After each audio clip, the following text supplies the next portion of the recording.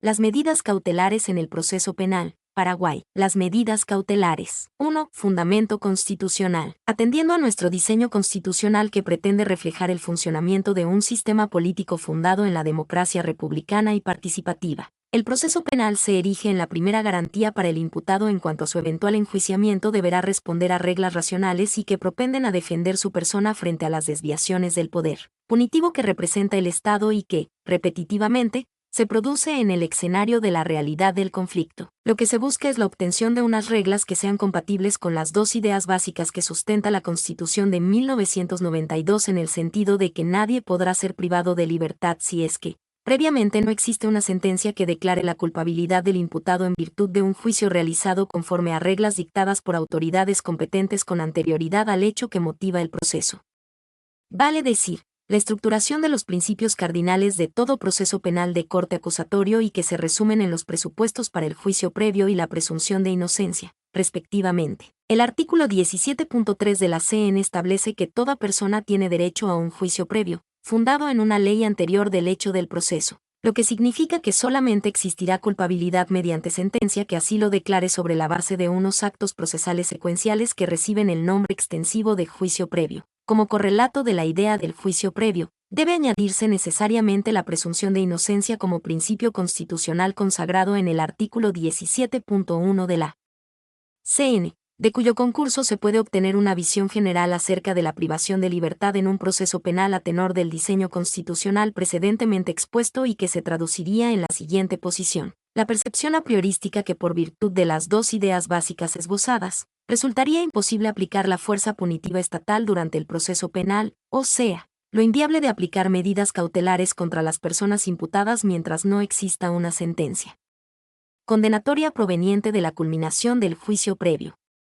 Empero, esta conclusión inicial no guarda relación con la previsión del artículo 19 de la CN que admite la posibilidad de aplicar medidas restrictivas de libertad durante la sustanciación del proceso penal, en particular con la prisión preventiva, siempre que se reúnan los requisitos de indispensabilidad y consecuente excepcionalidad, ya que la regla es la libertad de las personas durante el proceso y la excepción su privación. Es por eso que la prisión preventiva debe ser diseñada jurídicamente como un instituto cautelar con claras limitaciones para su implementación, porque existen dificultades materiales que dificultan una adecuada justificación de la medida, ya que ordinariamente aparece como una clara limitación al principio de inocencia y la consecuente vulneración del juicio previo, lo que de por sí es suficiente para abrigarla con las mayores garantías, seguridades y consecuentes restricciones en cuanto a su aplicación o interpretación. Este problema se ha dado en forma reiterada, cuando la prisión preventiva y demás medidas cautelares ha sido tratada en las leyes de procedimiento como institutos fundados en la supuesta culpabilidad,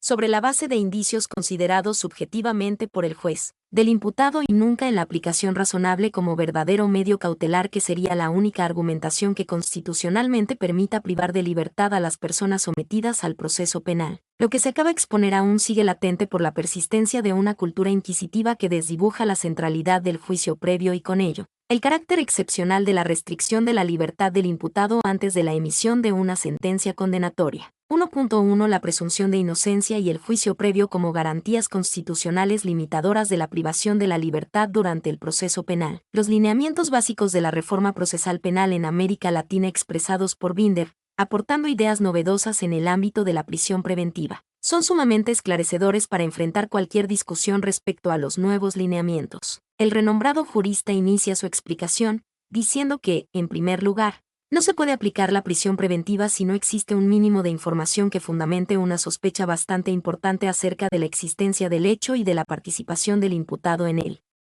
Este es un límite sustancial y absoluto. Si no existe siquiera una sospecha racional y fundada acerca de que una persona puede ser autor de un hecho punible, de ninguna manera es admisible la prisión preventiva.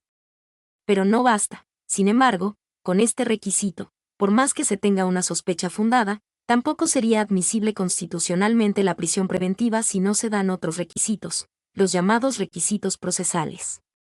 Estos requisitos se fundan en el hecho de que ese encarcelamiento preventivo sea directa y claramente necesario para asegurar la realización del juicio o para asegurar la imposición de la pena. Por lo general, los autores distinguen dos motivos entre los citados requisitos procesales que se deben agregar al requisito sustancial del grado suficiente de sospecha. El primero es el peligro de fuga, y el segundo, el peligro de entorpecimiento de la investigación. En esta tesitura que expone la doctrina de los más prestigiosos juristas de la materia y que exigen un cambio de cultura respecto a la aplicación de las medidas cautelares, es que el artículo 19 de la CEN debe interpretarse conforme a criterios restrictivos, proporcionales y excepcionales. Si el artículo 19 de la CEN postula que la prisión preventiva será dictada solo en casos indispensables o necesarios, significa esto que los contenidos objetivos de tal indispensabilidad o necesidad se guarecen en los elementos de convicción que la doctrina moderna abastece al instituto, cuál es su sentido cautelar y no preventivo de una pena anticipada. La realidad del sistema inquisitivo se encargó de desnaturalizar la función cautelar de las medidas de coacción en el proceso penal y para ello basta un recordatorio de situaciones fácticas que denotan tal distorsión. Muchas veces los códigos procesales señalan algunos hechos punibles que no pueden beneficiarse con la excarcelación, beneficio del imputado para litigar sin restricción de su libertad, fundado en la gravedad o escándalo que pueden producir aquellos respecto a la percepción ciudadana, notoriedad de la supuesta culpabilidad del imputado, afectación de intereses supranacionales en los delitos perseguidos y la visión alarmante que provee la opinión pública respecto a la peligrosidad del imputado. B. De esta manera y atendiendo al artículo 19 de la CN es inconstitucional considerar que ciertos delitos o crímenes son inescarcelables, porque la naturaleza excepcional de las medidas cautelares no permite excepciones a dicha regla, por medio de leyes especiales o secundarias, ya que la voluntad legislativa de la ley fundamental abarca para todos los hechos punibles. Un caso similar se da con la Ley 1340/88 que prohíbe excarcelar a las personas procesadas por delitos vinculados al narcotráfico. C. En otros casos, la aplicación de las medidas cautelares también vulnera el principio de excepcionalidad, porque su aplicación se sostiene en los antecedentes penales del imputado y no en la conducta procesal del mismo que permita discernir razonablemente la posibilidad de fugo o entorpecimiento de la investigación. D. La prisión preventiva responde a la peligrosidad del autor y antes que una medida cautelar, se convierte en una medida de seguridad mientras dure el proceso, que no es otra cosa que la aplicación de la prisión preventiva como pena anticipada. Cifras porcentuales de la prisión preventiva revelan que casi el 92% de los procesados sin condena están sujetos a esta medida cautelar, por lo que el altísimo grado de discrecionalidad que disponen los jueces para su aplicación, convierte a esta medida cautelar en una regla de actuación casi automática durante el proceso, desnaturalizando la función cautelar de dicha medida y convirtiéndola en la verdadera pena. De más está decir que esta distorsión del artículo 19 de la CN se concatena con la cifra porcentual que revela a apenas unos 10% de condenados privados de libertad. De esta manera, la prisión preventiva como centro del proceso inquisitivo constituye una pena anticipada y al decir del profesor Eugenio Zaffaroni, la emisión de la sentencia como acto concluyente del proceso penal no es otra cosa que una suerte de revisión de la continuidad o no de los presupuestos que meritaron, prima facie, la aplicación de la prisión preventiva. En otras palabras, la sentencia definitiva dictada en un proceso de corte inquisitivo no es más que un recurso de apelación sobre los motivos que determinaban la vigencia de la prisión preventiva. En elevada síntesis, podemos concluir el tópico señalando que, principiando, no se podría aplicar medida cautelar alguna durante la sustanciación del proceso penal, si atendemos lo que prevén las normas constitucionales que preservan la libertad del imputado durante la sustanciación del trámite. B. El artículo 17.1 de la CN señala que toda persona contra la cual se alza una imputación, tiene derecho a que sea presumida su inocencia, mientras no exista una sentencia condenatoria que así lo declare. C. En el mismo nivel ideológico, el artículo 17.3 de la CN señala que la sentencia condenatoria solo puede provenir de un juicio previo y cuya decisión es el acto trascendental y final de los diversos actos del procedimiento penal. D. Sin embargo, el artículo 19 de la CN establece que la prisión preventiva puede aplicarse en los casos necesarios, lo cual determina dos consecuencias jurídicas. Que constitucionalmente se admite la privación de la libertad durante el proceso penal, y f. que esa privación debe fundarse en razones excepcionales. 2. Principios rectores. Al solo efecto de ir desarrollando secuencialmente los diversos postulados que organizan todo el sistema cautelar en materia penal, transcribimos los preceptos sobre los cuales escudriñamos cada uno de aquellos para que el lector pueda apercibirse que no se trata de un desarrollo meramente teórico-dogmático, sino con una sólida base jurídica que surge del mismo diseño normativo plasmado en el Código Procesal Penal. Al solo efecto de ir desarrollando secuencialmente los diversos postulados que organizan todo el sistema cautelar en materia penal, transcribimos los preceptos sobre los cuales escudriñamos cada uno de aquellos para que el lector pueda apercibirse que no se trata de un desarrollo meramente teórico dogmático, sino con una sólida base jurídica que surge del mismo diseño normativo plasmado en el Código Procesal Penal. Artículo 234. Principios generales. Las únicas medidas cautelares en contra del imputado son las autorizadas por este código. Las medidas cautelares solo serán impuestas, excepcionalmente, siempre mediante resolución judicial fundada y durarán el tiempo absolutamente imprescindible para cubrir la necesidad de su aplicación. Artículo 235. Carácter. Las medidas serán de carácter personal o de carácter real. Las medidas cautelares de carácter personal consistirán en la aprehensión, la detención preventiva y la prisión preventiva, cuya aplicación se hará con criterio restrictivo. Las medidas cautelares de carácter real serán las previstas por el Código Procesal Civil. Estas podrán ser impuestas únicamente en los casos expresamente indicados por este código y en las leyes especiales. Artículo 236. Proporcionalidad de la prisión preventiva. La privación de libertad durante el procedimiento deberá ser proporcional a la pena que se espera. En ningún caso podrá sobrepasar la pena mínima prevista para cada hecho punible en la ley, ni exceder el plazo que fija este código para la terminación del procedimiento o durar más de 2 años. Artículo 237. Prohibición de la detención y de la prisión preventiva. En los hechos punibles de acción privada, en aquellos que no dispongan pena privativa de libertad o cuando la prevista sea inferior a 1 año de prisión, no podrá aplicarse prisión preventiva, sin perjuicio de las medidas sustitutivas, que podrán ser decretadas conforme a la naturaleza de cada caso. Artículo 238. Limitaciones. No se podrá decretar la prisión preventiva de las personas mayores de 70 años, de las mujeres en los últimos meses de embarazo, de las madres durante la lactancia de sus hijos o de las personas afectadas por una enfermedad grave y terminal debidamente comprobada. En estos casos, si es imprescindible alguna medida cautelar de carácter personal, se decretará el arresto domiciliario. 2.1 Principio de excepcionalidad. Se plasma en el CPP a través de diversos mecanismos jurídicos que permiten discernir su naturaleza excepcional o de imprescindibilidad para aplicar en las diversas circunstancias que podría encontrarse la persona del imputado. En un primer sentido, todas las medidas cautelares exigen la concurrencia de ciertos requisitos esenciales sin cuyo concurso, las mismas tendrían que ser revocadas o dejadas sin efecto, en la instancia que se encuentre el trámite procesal. Es importante distinguir los requisitos que formalmente exige el CPP en concordancia con los mandatos constitucionales relativos a la privación de libertad desde el mismo inicio o durante la tramitación del proceso penal que se formula contra el imputado, entre los cuales merecen puntualizarse. Los artículos 11 y 12 de la CEN prescriben 2 exigencias formales elementales. A. La restricción de las causales que pueden mover a la restricción de la libertad física de las personas. Y b. Que esa restricción debe principiar en una orden escrita de autoridad competente, salvo los casos de flagrancia de la comisión de un delito que merezca pena corporal. Los mandatos constitucionales se concatenan, a su vez, con las prescripciones de los artículos 234 y 235.2 del CPP que genéricamente describen el carácter excepcional de las medidas cautelares. Las enumera taxativamente y establece la necesidad de que las mismas cuenten con orden escrita de autoridad competente, a través de una resolución judicial fundada. Una gran discusión que surgía de la ausencia de un marco regulador específico en el derogado CPP de 1890. Se ceñía al alcance de la orden de autoridad competente el que incluía, por una deficiente interpretación judicial propia del sistema inquisitivo imperante, a las autoridades administrativas, ya que bastaba que exista la decisión de un órgano policial, por ejemplo, para dar cumplimiento a la exigencia constitucional. Esta circunstancia fue abordada por el CPP y por efecto del criterio restrictivo en materia de interpretación de medidas cautelares se plasmó claramente que la orden de autoridad competente corresponda siempre a la órbita del Poder Judicial. De esta manera, el arresto administrativo que implica restricción a la libertad personal del afectado resultaría ilegal y, por ende, inconstitucional, susceptible del ejercicio de una garantía procesal como el habeas corpus preventivo o reparador, según el estado de inejecución o ejecución de la medida.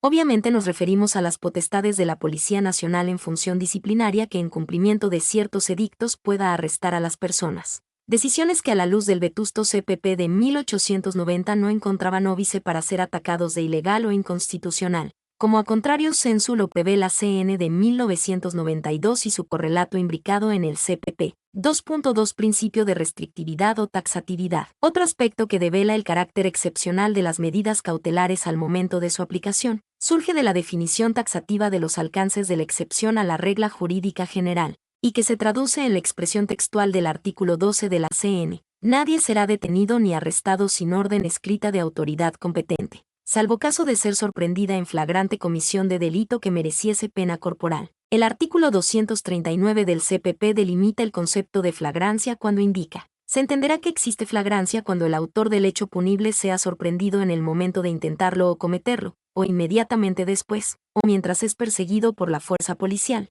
por la víctima o por un grupo de personas. De esta manera, resulta evidente que fuera de los casos contemplados en la norma precitada, jamás se podrá aprehender a las personas, independientemente que exista una orden escrita de autoridad competente, ya que el órgano autorizado, en este caso concreto, es la Policía Nacional sin necesidad de contar con la orden escrita respectiva, porque se trata de casos de urgencia y, por ende, excepcionales.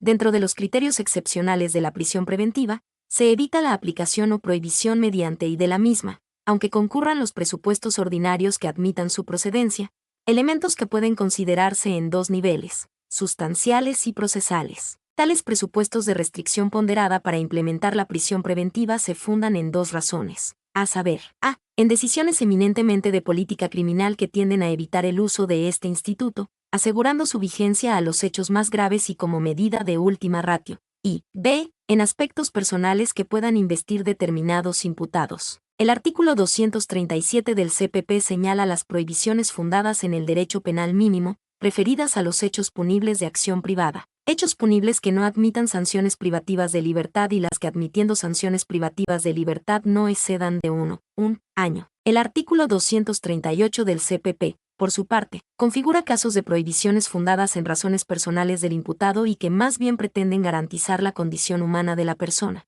independientemente de la gravedad del hecho que se le atribuye.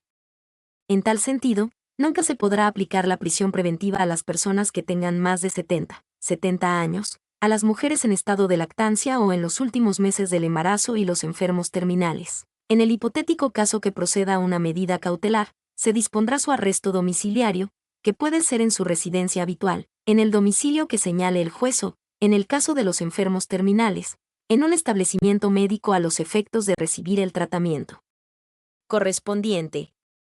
Asimismo, y siempre dentro del rigor del último caso, los imputados aquejados de una enfermedad de efectos irreversibles o terminales, se exigirá alguna constancia médica que justifique tal situación o, en su defecto, por respeto a la dignidad del enfermo y a solicitud de los familiares si es que el afectado no sabe la realidad del trance que le afecta, el juez o el fiscal, en su caso, podrá recibir u ordenar la inspección del enfermo y mantener en reserva dicha información, salvo que lo soliciten sus parientes, pero nunca el querellante particular o la víctima, porque es una cuestión que atañe al afectado solamente. 2.3 Principio de proporcionalidad. Una de las objeciones más fuertes que se ha venido sosteniendo respecto a la naturaleza de pena anticipada de la prisión preventiva y demás medidas cautelares, ha sido el relativo a su funcionamiento y consecuente duración en el tiempo.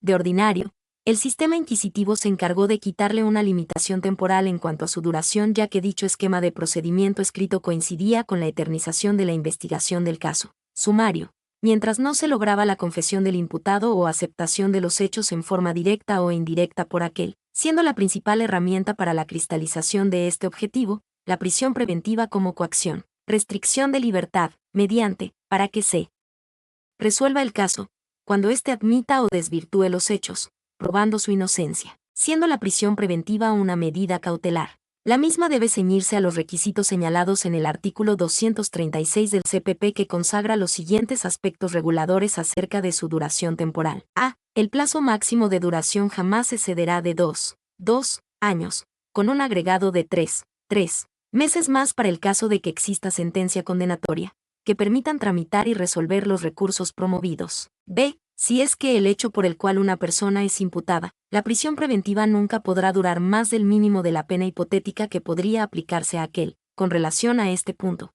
hay que advertir que tratándose de delitos, la pena mínima esperada es de 6 meses y, consecuentemente, este será el marco mínimo que puede privarse de libertad al imputado. mientras que en el caso de crímenes cuya base punitiva es de 5 años, exige la aplicación del plazo máximo de duración que siempre será de 2 años, según explicamos en el primer supuesto, y c. Finalmente, la prisión preventiva nunca podrá exceder el plazo máximo fijado que fija el CPP para el proceso, o sea, los 3 años. Esta hipótesis parecería una contradicción con el principio general que dice que la prisión preventiva no puede exceder los 2 años. Pero lo que realmente traduce la norma en concomitancia con el principio de excepcionalidad es que si la prisión se dicta durante el transcurso del proceso, causas complejas, principalmente, y el remanente del plazo es inferior a los 2 años, aquella no podrá superar el señalado para la terminación del proceso penal. Ejemplo, en el año y medio de duración del proceso, se decide aplicar la prisión preventiva contra un imputado.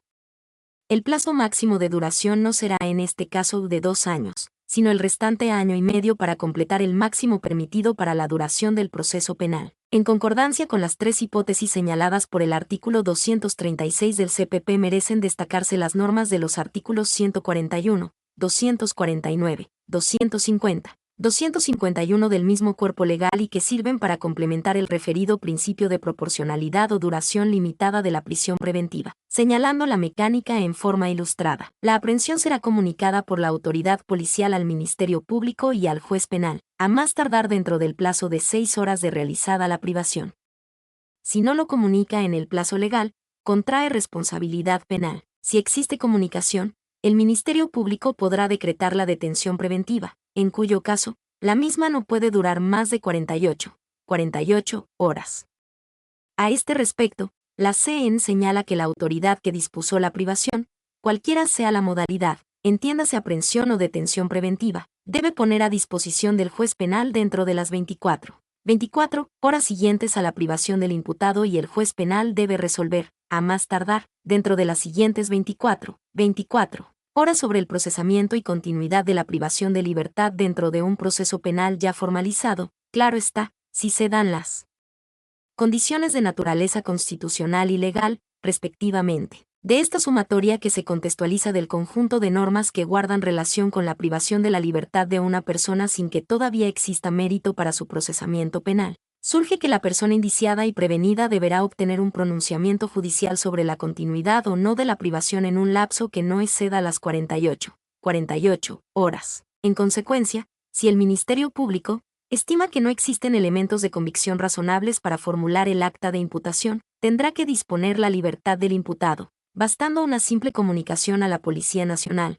Caso contrario, la decisión podrá adoptarla directamente el juez, interpretación analógica o extensiva por virtud del artículo 10, párrafo segundo, del CPP, sin perjuicio de las responsabilidades de los funcionarios que demoren esta situación que ceda el plazo legal previsto en la CN y en el CPP, respectivamente. 2.4 Principio cautelar eminente o de ultima ratio, conocido también como principio de evitación de la prisión preventiva como pena anticipada. El artículo 254 del CPP establece que toda persona prevenida con la prisión debe ser tratada como inocente, correlato del principio de presunción de inocencia constitucionalmente consagrado en el artículo 17.1, para lo cual exige que el prevenido debe a. Cumplir con la medida en lugares especiales y diferentes a los destinados para los condenados, si bien es una decisión de naturaleza constitucional. En la práctica esto no se cumple, lo que hace responsable al Estado paraguayo de las ulteriores responsabilidades ante organismos internacionales que controlan el cumplimiento de las garantías del privado de libertad sin que exista sentencia condenatoria firme. B. Su movimiento interno estará sujeto a las modalidades administrativas que lo determinen razonablemente las autoridades internas del recinto, pero nunca podrá implicar una suerte de asimilación en el trato que corresponda a los condenados. C.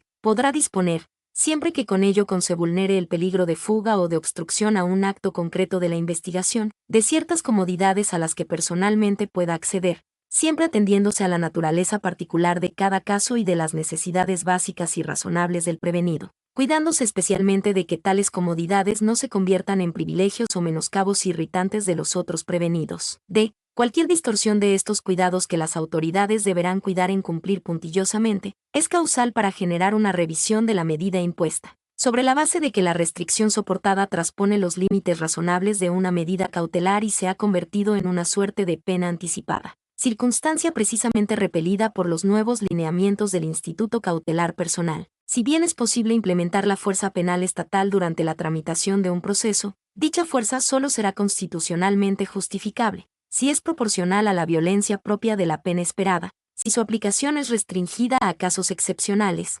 ciñéndose, para ello, a requisitos substanciales, mínima sospecha razonable de su participación en un hecho punible, y procesales, ante la sospecha de fuga, ocultación o obstrucción de un acto concreto de investigación por parte del imputado. Todo ello, siempre que la medida tenga una duración precisamente limitada en el tiempo y si se le ejecuta, teniendo en cuenta su diferencia elemental con la sanción que solamente es permitida cuando exista una sentencia condenatoria y que dichas circunstancias, siempre, precedan en una resolución fundada. 3. Clasificación de las medidas cautelares. Artículo 235 del CPP.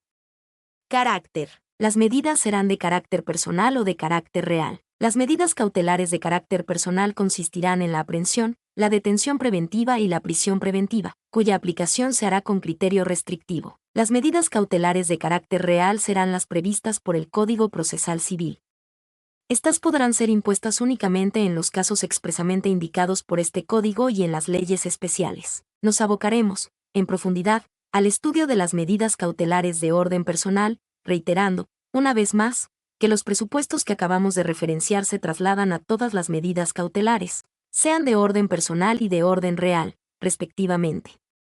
En cuanto a las medidas cautelares de orden real, la norma puntualiza su remisión a las figuras previstas en el Código Procesal Civil: embargos, prohibición de innovar, anotación preventiva, intervención de administraciones, etc., por lo que su análisis ya se verificó en el contexto del estudio del derecho procesal civil, con la diferencia que solo se tendrán en cuenta en este trámite los principios para las medidas cautelares en el Código Procesal Penal, retomando la centralidad del análisis de la clasificación de las medidas cautelares de orden personal. El mismo precepto ritual señala que éstas se subdividen en la aprehensión, la detención preventiva y la prisión preventiva, cuya aplicación se efectuará con criterio restrictivo y conforme a resolución fundada, bajo pena de nulidad del acto procesal.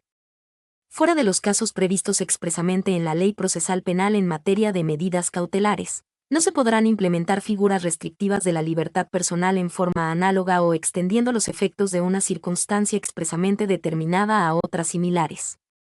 Pero esta prohibición encuentra su excepción cuando acudimos a lo dispuesto en los artículos 5 y 10, párrafo segundo, del CPP, que permite la analogía y la interpretación extensiva cuando favorezca la libertad del imputado. El axioma favor libertatis, que significa que en la duda entre conceder o restringir la libertad de locomoción de una persona durante el proceso penal, se resolverá de la manera más favorable al régimen de la libertad, en consonancia con los artículos 11, 17.1 y 19 de la CN. 3.1 Las medidas cautelares de carácter personal. 3.1.1 La aprehensión. Es una medida urgente que permita actuar con rapidez y evitar la fuga de las personas que aparecen imputadas de la comisión del delito de un modo elocuente y directo. Flagrancia. Desde el momento mismo del conocimiento del hecho notitia criminis. En términos más sencillos, la flagrancia es la circunstancia por la cual una persona es hallada en el momento mismo de la comisión de un supuesto hecho punible, o, inmediatamente después de su cometido el hecho relevante. Entiéndase que la expresión inmediatamente debe entenderse con alcance no solo taxativo, sino restrictivo, por lo que cualquier derivación fáctica en cuanto a la prolongación en el tiempo del momento posterior que inmediatamente sigue a la comisión del hecho constituiría un despropósito que por el susodicho principio no tendría que verificarse. También la reglamentación del artículo 240 del CPP permite aplicar dicha figura cuando se trate de una persona renuente a los mandatos de la justicia, fuga o desobediencia a los mandatos judiciales del imputado sometido al proceso, o cuando existiendo datos concretos acerca de la razonable participación de una persona en el hecho perpetrado no se identifique en un primer momento a los mismos de los testigos, o los mismos se puedan ocultar o fugar, o, en los primeros momentos de la investigación, sea imposible la individualización y a más de ello es trascendente para el resultado de aquella impedir que los presentes se alejen, obstruyan o alteren la situación de las cosas y del lugar de los hechos. Finalmente, se incluye el caso de la persona que es convocada a prestar declaración y se muestre renuente al citatorio judicial o fiscal.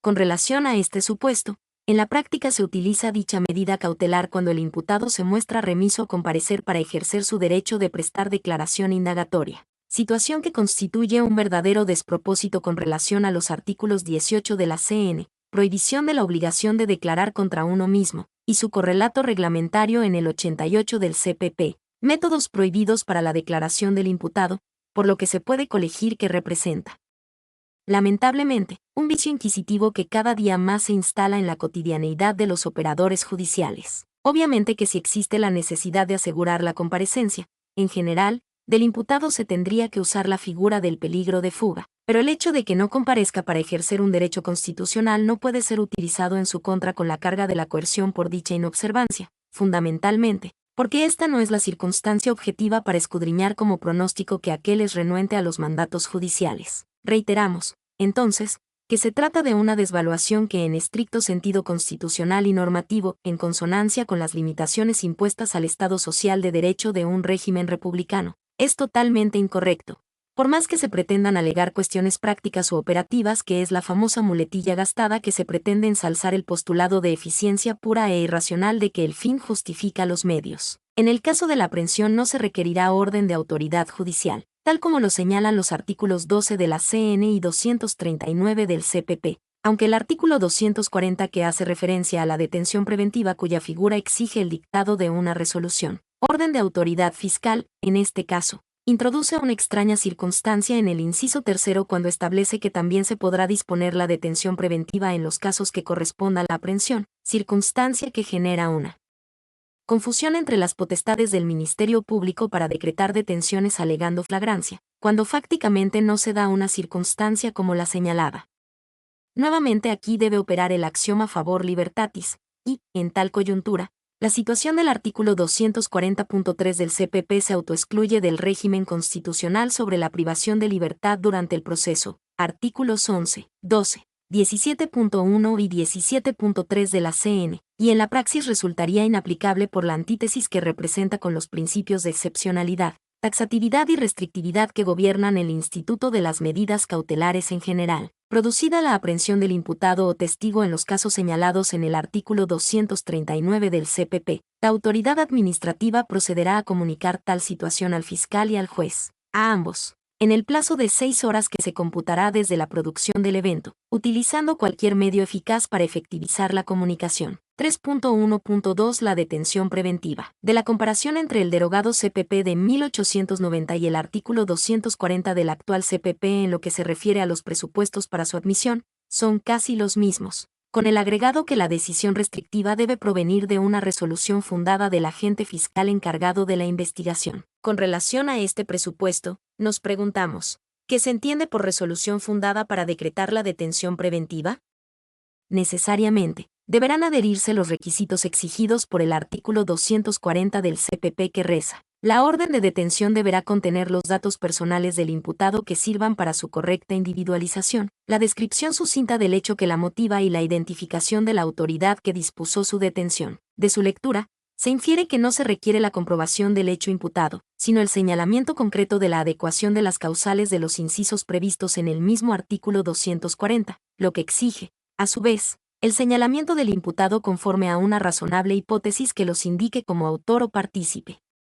Es importante acotar que el sostenimiento razonable no exige una presunción de culpabilidad como impropiamente lo requería el artículo 6 del derogado CPP de 1890, sino la sindicación de la persona imputada como autor o partícipe en los primeros momentos de la investigación, reservándose la información más profusa sobre el grado o nivel de participación del imputado, para la adopción de otra medida cautelar más grave como indudablemente constituye la prisión preventiva. En cuanto a la duración de la detención preventiva, la misma no podrá exceder de las 48 horas que se computara del siguiente modo. A. Las primeras 24 horas exige que el fiscal que decretó la detención debe ser puesta a disposición del juez. B. Una vez puesto a disposición la persona del imputado, dentro del plazo de 24 horas, dispone del mismo plazo de 24 horas para que el juez resuelva sobre la procedencia de la prisión preventiva o, en su defecto, sustituya la medida cautelar por otras que nunca equivaldrán al rigor de la prisión preventiva en recintos especialmente señalados en el sistema penitenciario de la República. Y c. Si es que considera prescindible cualquier restricción a la libertad del imputado, resolverá decretando la libertad de aquel para que permanezca a disposición del juez con todo el derecho ambulatorio que la Constitución de la República le garantiza por virtud de su presunción de inocencia. En cuanto a la prisión preventiva, por la gravitación y envergadura de esta particular medida cautelar en cuanto a su duración e influencia en el curso integral del proceso penal, la consideraremos en un numeral separado, lo que nos permitirá abordar los diversos aspectos que concita su aplicación. 3.2 Las medidas cautelares de carácter real. Merece destacarse el ámbito de las medidas cautelares de orden real, las cuales se regirán por las disposiciones del CPP, aunque sus presupuestos deben ajustarse, en la medida de lo posible, porque implica una restricción del aspecto patrimonial dispositivo del imputado, a los principios fundamentales establecidos al inicio mismo del Instituto de las Medidas Cautelares. A. No se impondrá una medida cautelar real como regla, sino excepcionalmente. B. Tampoco se podrá imponer si es que previamente no se formaliza el acta de imputación, salvo los casos de flagrancia.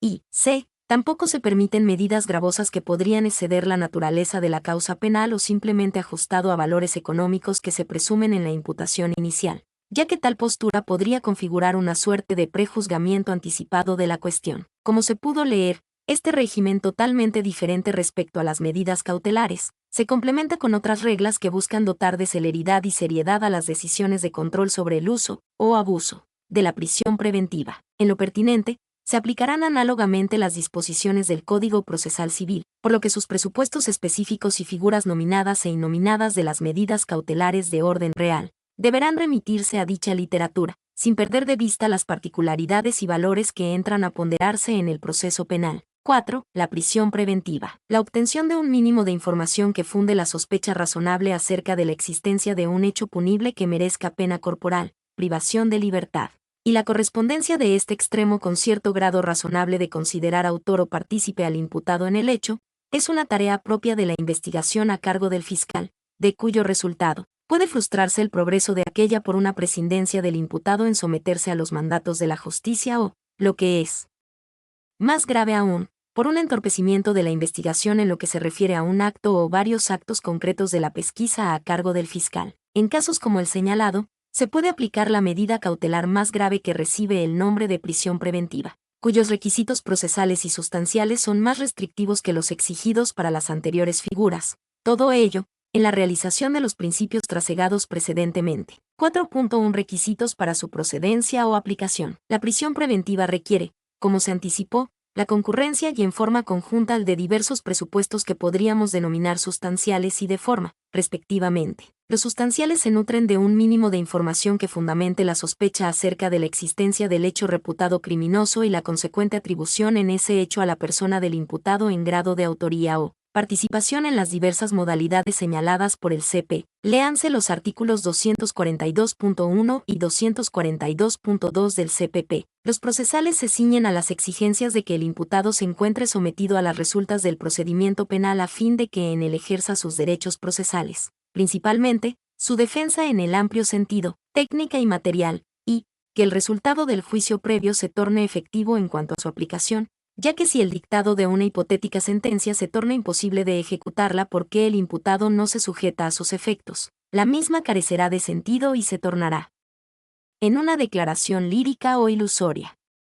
Y esto no significa que se busca asegurar el cumplimiento de una pena, y que, por ende, la prisión preventiva sería una suerte de medida de seguridad de la condena, sino que los justiciables en igualdad procesal se sometan al resultado del juicio, claro está, con la persistente regla favorable al imputado de que si persiste una duda razonable operará la presunción de inocencia y la consecuente absolución. Mi nombre es Demim, soy tu asistente personal. Mi sitio en internet es demim.es.tl.